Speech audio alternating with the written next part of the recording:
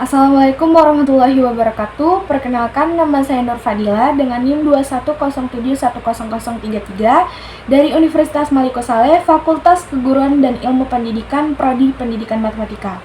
Baik, di video kali ini saya akan menjelaskan langkah-langkah untuk mencari uji parametrik dan uji non-parametrik di software SPSS.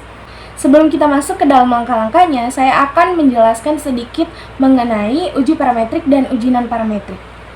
Jadi, statistik parametrik yaitu ilmu statistik yang mempertimbangkan jenis sebaran atau distribusi data, yaitu apakah data menyebar secara normal atau tidak.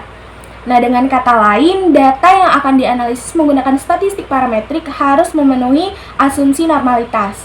Nah, di dalam uji parametrik ini juga terdapat metode uji normalitas, uji homogenitas, dan uji T. Nah, selanjutnya yaitu uji non-parametrik.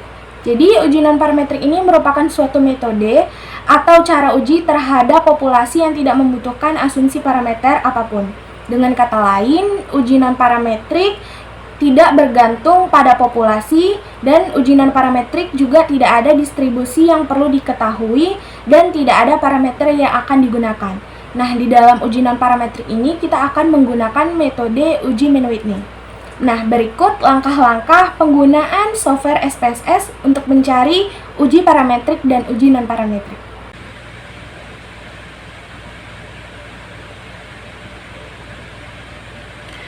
Nah, teman-teman, sebelum kalian dapat mencari uji parametrik dan uji non-parametrik, kalian bisa download dulu aplikasi SPSS Statistik yang punya saya ini versi 25. Kemudian kalian langsung buka aja aplikasi SPSS-nya, nanti dia tampaknya akan seperti ini. Nah, untuk datanya sendiri saya sudah letakkan di Excel. Nah, di sini saya ada kelas eksperimen dan kelas kontrol yang di bagian A dan B ini.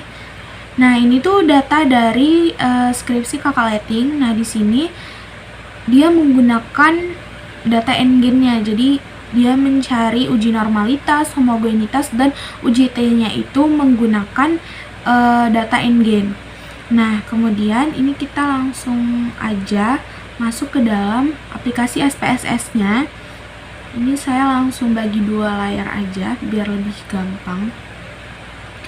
Nah, pertama kalian bisa klik variable view di dalam SPSS-nya di bagian bawah. Kemudian untuk di name-nya, karena kita punya dua kelas, ada kelas eksperimen dan kelas kontrol, jadi teman-teman bisa klik di name pertama itu kelas eksperimen. Kemudian yang name keduanya itu untuk kelas kontrol.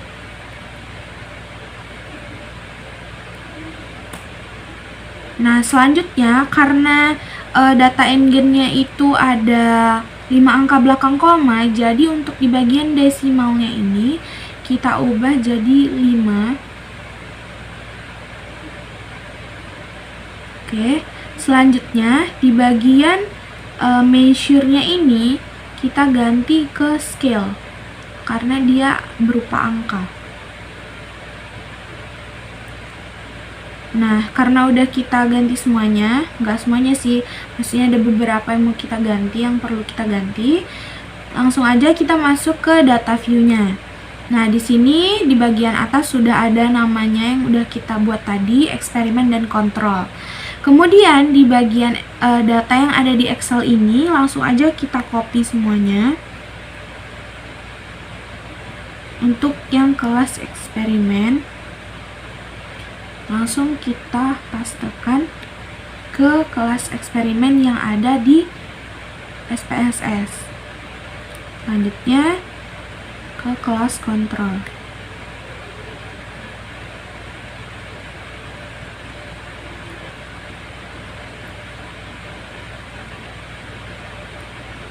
Langsung aja kita paste semua. Nah, ini kan udah semuanya kita pastekan, udah kita masukkan semua datanya, baik kelas yang eksperimen maupun kelas kontrolnya. Nah, kemudian lanjut kita klik analyze, kemudian descriptive statistik, kemudian explore. Nah, di sini keluar bar seperti ini, kotak seperti ini. Yang kelas eksperimennya kita masukkan ke dependent list. Kemudian yang kelas kontrolnya juga kita masukkan ke dependent list. Setelah dua-duanya ini udah kita masukkan ke dalam dependent list, kita klik plot. Kemudian kita centang yang normality plot with test. Selanjutnya continue, lalu oke.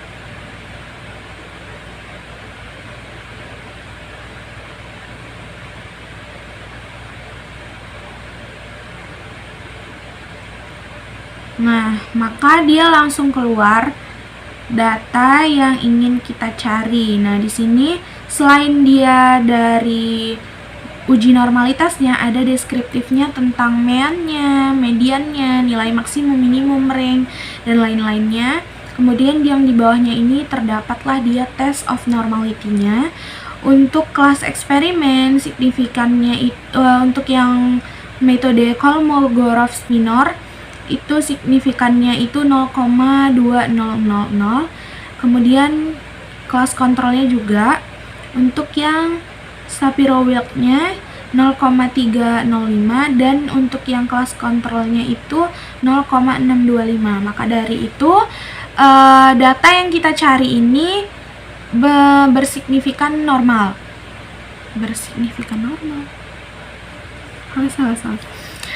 Maka dari itu data yang kita cari ini berdistribusi normal. Kenapa dia berdistribusi normal? Karena jika data itu lebih besar daripada 0,05, maka data itu bisa kita katakan berdistribusi normal. Nah, di sini teman-teman bisa menggunakan metode Kolmogorov-Smirnov maupun Shapiro-Wilk. Nah, jika teman-teman datanya itu lebih dari 50, maka teman-teman bisa menggunakan yang Shapiro-Wilk. Nah, jika kurang dari 50, teman-teman bisa menggunakan Kolmogorov-Smirnov. Oke, lanjut kita mencari uji homogenitas di software SPSS. Nah, di sini kita masih menggunakan data sebelumnya, yaitu data N-gain dari kakak Latin, deskripsinya. Nah, perbedaan mencari normalitas dengan homogenitas. Untuk yang homogenitas, kita perlu value. Jadi di sini untuk yang eksperimen kita buat semuanya value-nya itu 1 dan untuk kelas kontrolnya itu value-nya 2. Ini sebagai penanda untuk nanti kita mencari di SPSS. Jadi teman-teman langsung ke variable view-nya sama seperti tadi. Tapi di sini bedanya untuk nama pertama kita ketik hasil. Kemudian yang kedua itu kelas. Selanjutnya di hasil ini kita buat desimalnya itu 5. Nah, kemudian di label ini kita isi hasilnya ini hasil belajar matematika. Kemudian yang kelas kita buat kelas saja. Nah, setelah itu di bagian name yang kelas, di value-nya itu klik titik 3 di samping. Kemudian dia akan keluar bar seperti ini, value label. Jadi untuk value-nya itu yang pertama, labelnya itu yang kelas eksperimen. Langsung kita add-kan aja. Kemudian untuk value-nya yang kedua, labelnya itu kelas kontrol. Kemudian kita add-kan lagi dan kita oke-kan. Lanjut kita masuk ke data view-nya. Nah, kalian bisa langsung copy aja seperti di awal tadi. Kemudian kita pastekan.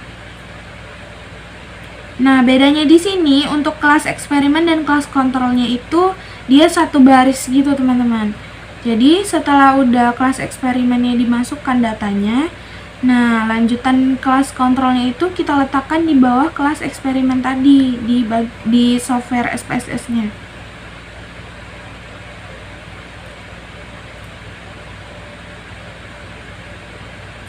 Nah, setelah kalian sudah masukkan semua datanya, nah untuk di bagian kelasnya barulah kita copy yang value label tadi. Untuk kelas eksperimen kan tadi dikasih value-nya itu 1 semua ya tandanya. Jadi kita copy aja langsung.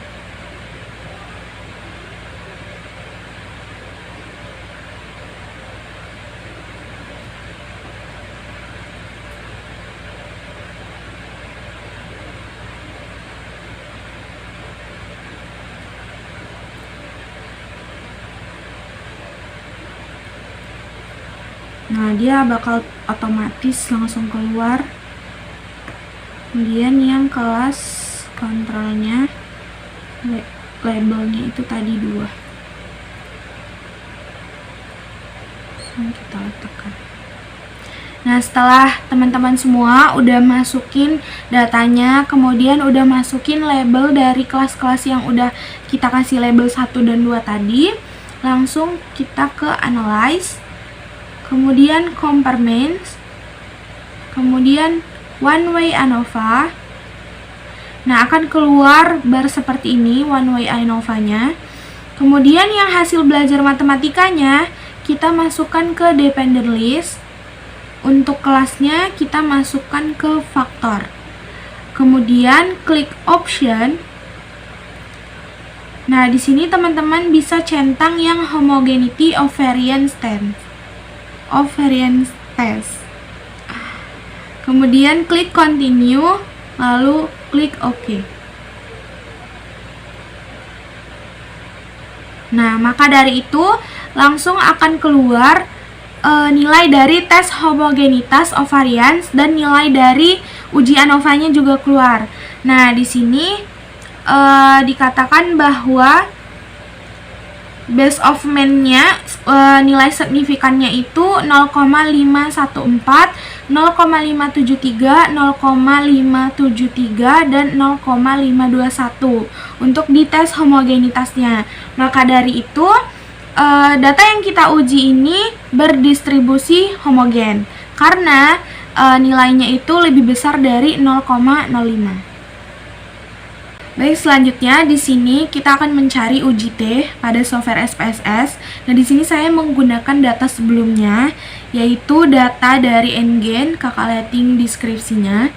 Nah, di sini saya sudah memasukkan datanya ke dalam SPSS.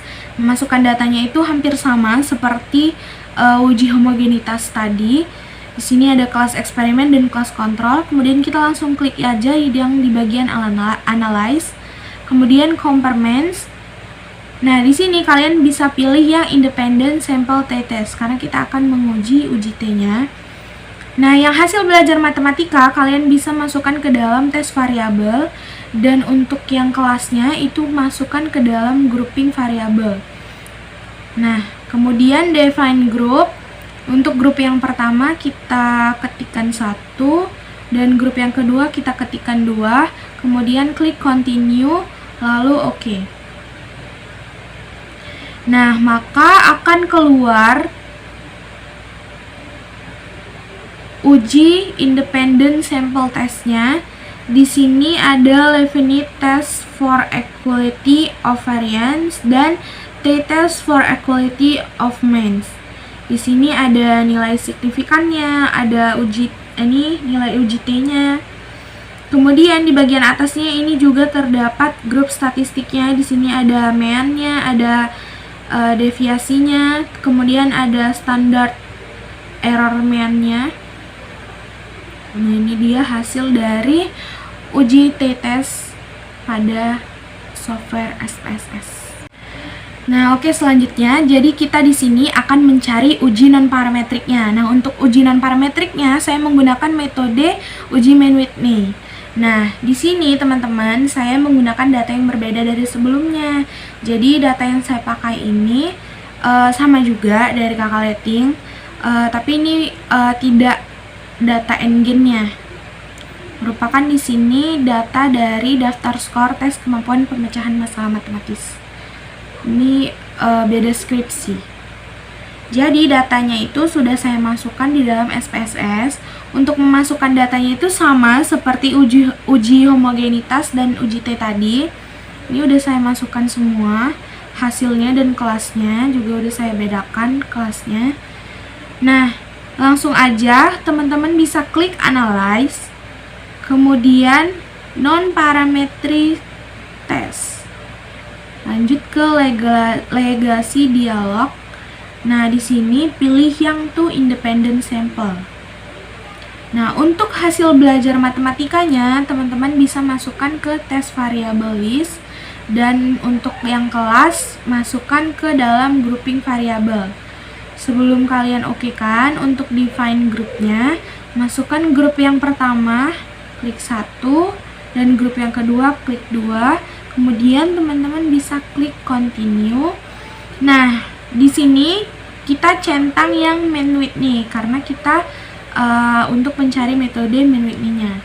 Kemudian kita klik OK. Nah, maka langsung keluar nilai dari uji mean Whitney-nya. Di sini untuk mean Whitney-nya itu 223,5000. Nah, di sini juga ada ringnya dari kelas eksperimen dan kelas kontrol.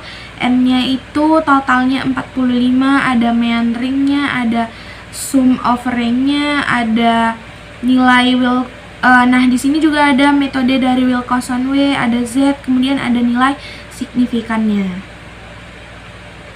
Sekian dari langkah-langkah pencarian uji parametrik dan uji non-parametrik di software SPSS. Jika bermanfaat, jangan lupa di-save videonya, jangan lupa di-like, comment, and subscribe. Assalamualaikum warahmatullahi wabarakatuh.